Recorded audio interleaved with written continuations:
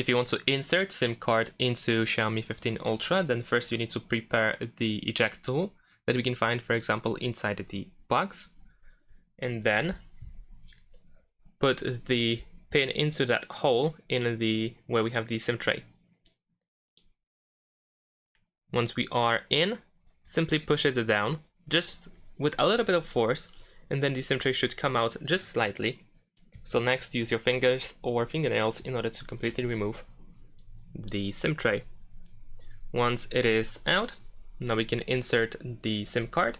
And over here you can see we have SIM 1, and at the back we have SIM 2 as well. But first, let's insert the card into SIM 1.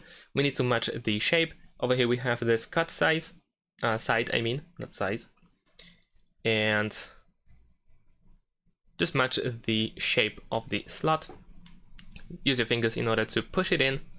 The SIM card should be fully in, so it shouldn't stick out of the SIM tray. You should also be able to just like flip it around and try to shake in order to check if it's fully in.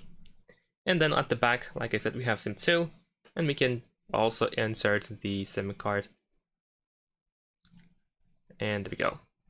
Make sure that, once again, it's not sticking out or anything. Once it is in,